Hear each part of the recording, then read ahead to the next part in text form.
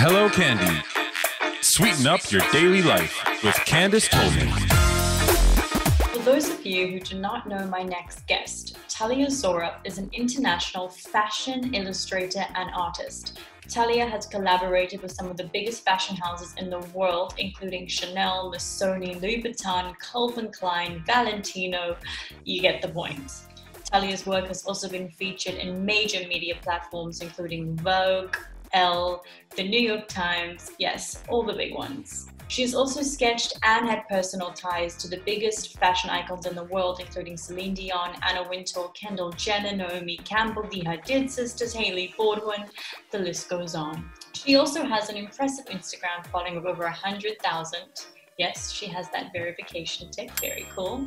And in 2019, Talia was voted to be in Israel's Forbes 30 Under 30. Might I add, she is just 23 years old. Killing it. Without further ado, Talia Zoref. You and I are always fashion relate, so if it's cool with you, can we get started? Yeah, let's go. Yalla. So I have already given a brief introduction to some of your insane achievements at such a young age. So thank you. You're welcome. So my first question for you is, do you feel like your age has ever stopped you from achieving success in your field?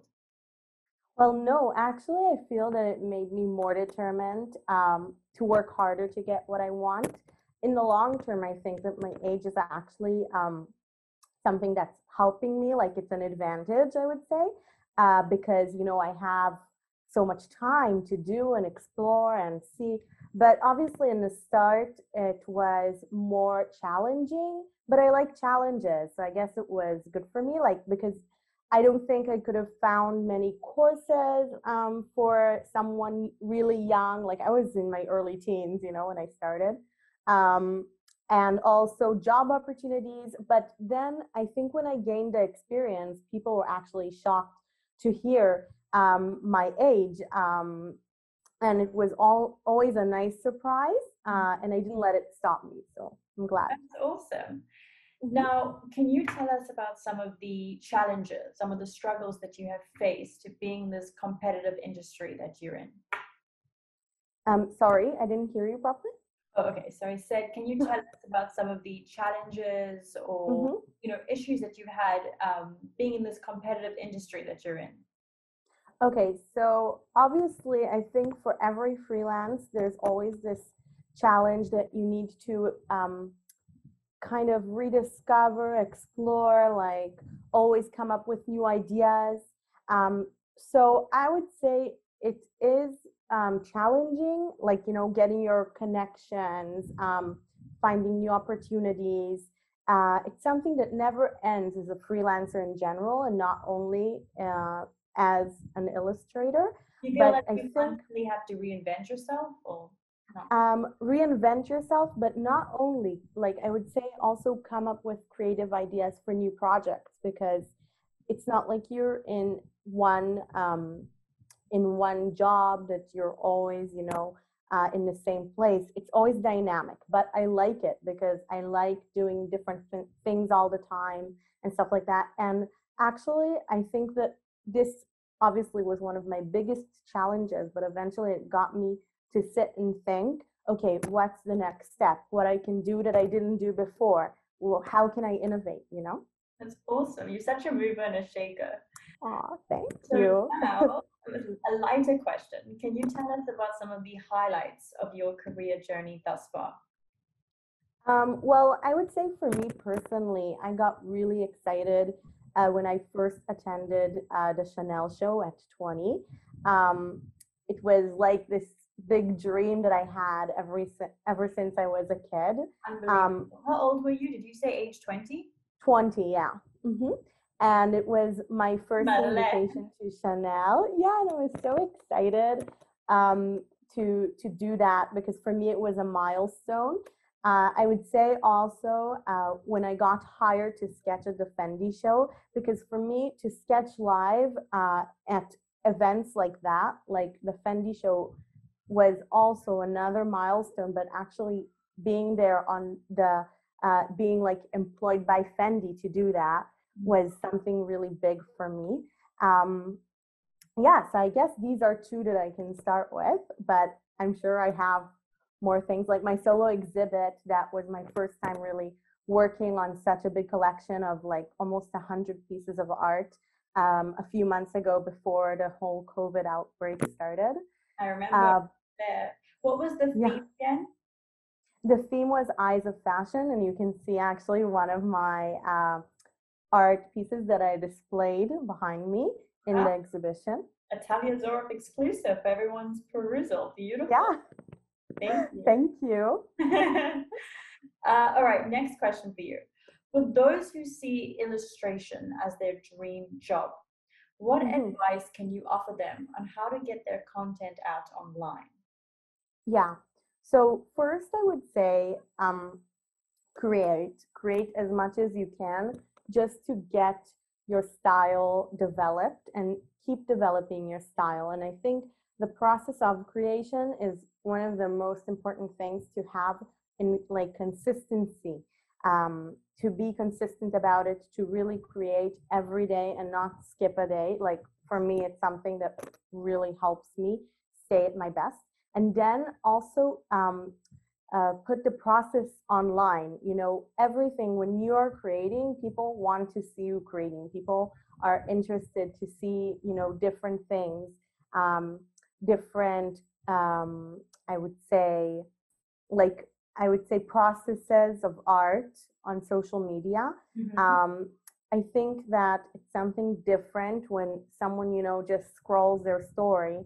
Suddenly you see someone create art. It's not like the typical story you would Right, look I at, if you got you. know what I'm For sure, getting. for sure. Yeah. So I would say that, and also, you know, post as much as you can. I know today social media is a really big job for some people, but you know, you can learn about it online. And once you do, it's very basic. I'm sure even most of the people that are watching this know a bit at least about social media, Mhm. because we're all on it. Um, We're all and hooked, just put it especially at out a time there. like now with Yeah, coronavirus. We're hooked like never. right. Everything is on social media, online. And I think the thing is really to put your art out there because you never know who will find it. It's like putting it out to the universe in some Can you way. tell us a story of when you've put something out and you happened to grab Yeah, an amazing opportunity right. because of it? What? Sorry? Can you give an example of when you've done that, posted something and an amazing opportunity Mhm. came because of it? Well, so many times actually. And I still don't understand really how it got to those places, like in those times when I just posted something and it got to the right hands, I would say. So I would say for me, mainly it was posting art and being shared on Donatella Versace's page. I just literally sketched Gigi Hadid and Donatella Versace, and then she shared it on her feed, which was crazy. Gigi shared it on her feed. Oh, sorry, Gigi shared it on her feed. no, Donatella. That Donatella Gigi, Versace. yeah. That's insane. Yeah. Yeah, it was crazy because, and also I was on the official Valentino page, the Moschino page, and many more. But, you know, the fact that I actually created, you know, my art of how I see a collection or whatever, even for Donatella and Gigi, it was just a selfie. It wasn't from a couture collection or things that happen in other cases. Um, and by capturing that moment and them sharing it on their page, it was just, you know, you never know. And I don't think it's about how many followers, it's just about someone genuinely liking what you do so much that they want to share it. So if you're like, you know, art is subjective, you know, so you never know who will like it. That's awesome. Now, my Yeah. next question for you, I'm only asking because I know you well. So I'm asking about your morning routine, like what you do Yay! in the morning that helps you start the day right. So, you know, I'm a big fan of morning routines. I think that now, especially with everything going on, after being in quarantine after Milan Fashion Week, and you know, I always had my little morning routine of my 5 minute meditation and journaling that I've not always, but like for the last year and a half Mm-hmm. or two, I would say. And I think this situation we're in, right, created this part for us. We had more stability to be consistent in our morning routines. So I managed to now add to my meditation and journaling, which I just, I write what comes to my mind. I would say I managed to add now workout and yoga, which I'm so happy I'm doing. And by the way, the yoga made such a big change in my life. I've been doing it for 4 months since the whole COVID outbreak, and I love it. And yeah, always fun for me. So I'm glad you asked. Yeah, I mean, and you guys, you should do a morning routine. It upgrades your day so much. For sure. A little bit of BTS behind the scenes. Talia inspired me, and it's been keeping me safe during my quarantine. Doing morning yoga and a little bit of self-affirmations. Never hurt anybody. All right. Totally. Never hurt anybody, and I'm so happy I did, by the way. That means so much to me. And you're going to inspire much more. All right. Amen. What can you tell us about the intricacies of the fashion and celebrity world that might surprise us? Wow. I don't know. I would say first and foremost, and it's funny because I feel that so many people follow very specific people in the So I think that so many, I think that we all follow very specific, not a lot of people on social, like a very specific crowd of people on social media. And we all forget eventually they're just people. I mean, they drink orange juice, eat an orange randomly or whatever, I just use the orange as an example. But like you would see the biggest top model just like, snacking on potato chips backstage. And like, I think that for us, it's so weird to see that because we're used to seeing a certain image that they show. And then it can be so different in reality. And I think that many people forget that eventually every person, it's funny because everyone knows that. We all do it. Every person shows such a specific image on social media. And then in reality, it's like they're just like you and I, we're all on our smartphones doing simple things, and it's true. Yeah, no secret, but it is a secret. It's like it's surprising. It always Yeah, my dad used to say to me like, even the queen goes to the loo. Yeah. Like, we're all human. Like we all gotta do what we gotta do. I get right. When you're behind the scenes in these fashion shows and you see these supermodels just doing like everyday run-of-the-mill things, it's right. It kind of like it's like it makes me feel a bit like, okay, Talia, you're not so bad. Like if they do it, yeah. Yeah, for sure. Well, that was the last question. You answered them all like a star. Really? Oh my God.